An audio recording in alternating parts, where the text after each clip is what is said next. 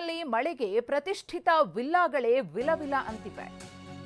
ಬೆಂಗಳೂರಿನಲ್ಲಿ ಸುರಿತಾ ಇರುವ ಮಳೆಯಿಂದ ಸಾಕಷ್ಟು ಅವಾಂತರ ಸೃಷ್ಟಿಯಾಗ್ತಿದೆ. ಅದರಲ್ಲೂ ಪ್ರತಿಷ್ಠಿತ ವಿಲ್ಲಾಗಳೇ ಇದೀಗ ಮಳೆಯಿಂದ ಸಂಕಷ್ಟಕ್ಕೀಡಾಗಿವೆ. ಯಲಹಂಕದಲ್ಲಿ ಬಿಬಿಎಂಪಿ ಸಿಬ್ಬಂದಿಯ ವಿರುದ್ಧ ಜನಾಕ್ರೋಶ ವ್ಯಕ್ತವಾಗ್ತಿದೆ.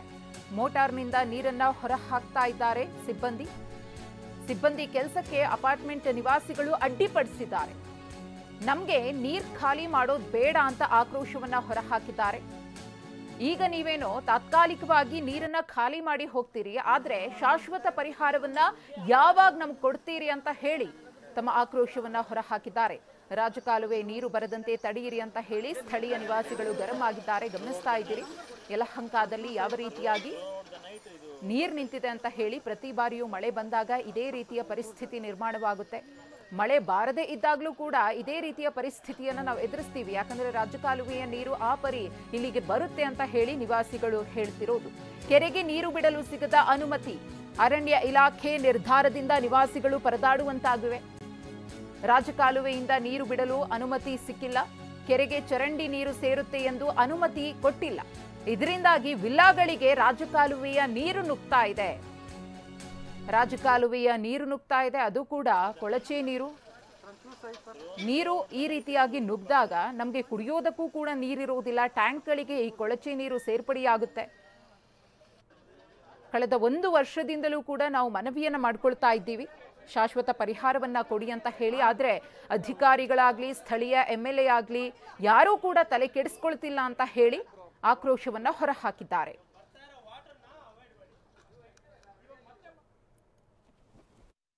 ಏನು ಹೇಳಬೇಕು ಅಂತಾನೆ ನಮ್ಗೆ ಅರ್ಥ ಆಗ್ತಾ ಇಲ್ಲ. ನೀರು ಸ್ವಲ್ಪ ಕಡಿಮೆ ಆದರೆ ನಮ್ಮ ಮನೆ ಒಳಗಡೆ ನಾವು ಹೋಗ್ಬೇಕು. ನಮ್ಮ ಅತ್ತೆ ಮಾಮ ನಮ್ಮ ಮನೆ ಒಳಗಡೆ ಇದ್ದಾರೆ, ಅವ್ನು ಕರ್ಕೊಂಬರ್ಬೇಕು ಆಚೆ ಅಂದರೆ ಸ್ವಲ್ಪ ನೀರಾದರೂ ಕಡಿಮೆ ಆಗಬೇಕಲ್ವ, ಪಂಪ್ ಆದ್ರೂ ಮಾಡಬೇಕಲ್ವ. ಯಾರು ಪಂಪ್ ಮಾಡೋಕ್ಕೆ ಯಾರೂ ಬಂದಿಲ್ಲ. BBMP ಅವರು ಯಾರೋ ಒಬ್ರು ಇರಬೇಕಲ್ವ.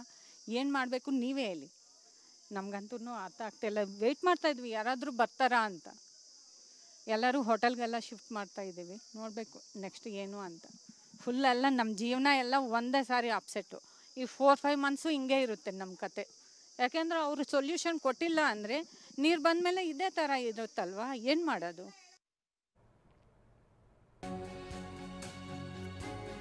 ರಾಜ್ಯದಲ್ಲಿ ಮುಂಗಾರು ಪೂರ್ವ ಮಳೆ ಚುರುಕುಗೊಂಡಿದೆ. ಇಂದಿನಿಂದ 5 ದಿನ 7 ಜಿಲ್ಲೆಗಳಿಗೆ ಅಲರ್ಟ್ ಘೋಷಣೆ.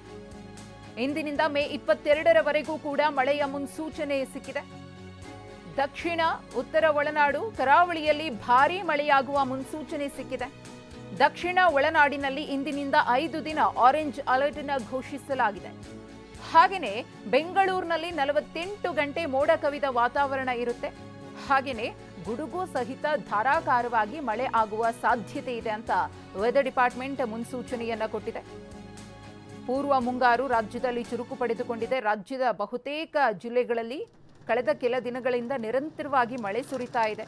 ಒಂದು ಕಡೆ ದಾಖಲೆಯ ತಾಪಮಾನದಿಂದ ಬೆಂದು ಹೋಗಿದ್ದ ಜನರಿಗೆ ಮಳೆರಾಯ ತಂಪೆರಿತಾ ಇದ್ರೆ, ಮತ್ತೊಂದಷ್ಟು ಕಡೆಗಳಲ್ಲಿ ಮಳೆ ಸಾಕಷ್ಟು ಅಧ್ವಾನವನ್ನ ಉಂಟು ಮಾಡ್ತಾ ಇದೆ, ಸಮಸ್ಯೆಗಳನ್ನ ತಂದೊಡ್ತಾ ಇದೆ. ಈಗ ಸುರಿತಾ ಇರುವ ಮಳೆಯ ಜೊತೆಗೆ ಮತ್ತಷ್ಟು ಅಲರ್ಟ್ ಮೆಸೇಜ್ ಸಿಕ್ಕಿದೆ ವೆದರ್ ಡಿಪಾರ್ಟ್ಮೆಂಟ್ನಿಂದ. ಇವತ್ತಿನಿಂದ 5 ದಿನ 7 ಜಿಲ್ಲೆಗಳಿಗೆ ಅಲರ್ಟ್ ಘೋಷಿಸಲಾಗಿದೆ. 22ನೇ ತಾರೀಖಿನವರೆಗೂ ಕೂಡ ಮಳೆ ಮುಂದುವರಿಯುತ್ತೆ ಅಂತ ಹೇಳಿ. ದಕ್ಷಿಣ ಉತ್ತರ ಒಳನಾಡು ಕರಾವಳಿ ಭಾಗದಲ್ಲಿ ಧಾರಾಕಾರವಾಗಿ ಮಳೆ ಆಗಲಿದೆ ಅಂತ ಹೇಳಿ ಆರೆಂಜ್ ಅಲರ್ಟ್ ಅನ್ನ ಕೊಡಲಾಗಿದೆ. ಅದರಲ್ಲೂ ಸಿಲಿಕಾನ್ ಸಿಟಿ ಬೆಂಗಳೂರಿನ ಜನತೆ ಮುಂದಿನ 48 ಗಂಟೆಗಳ ಕಾಲ ಬಹಳ ಎಚ್ಚರಿಕೆಯನ್ನು ವಹಿಸಬೇಕಿದೆ.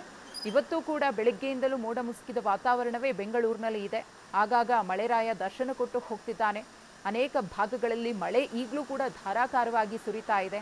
ಮುಂದಿನ 48 ಗಂಟೆಗಳ ಕಾಲ ಗುಡುಗು ಸಹಿತ ಬೆಂಗಳೂರಿನಲ್ಲಿ ಮಳೆ ಆಗುತ್ತೆ ಅಂತ ಹೇಳಿ ವೆದರ್ ಡಿಪಾರ್ಟ್ಮೆಂಟ್ ಸೂಚಿಸಿದೆ.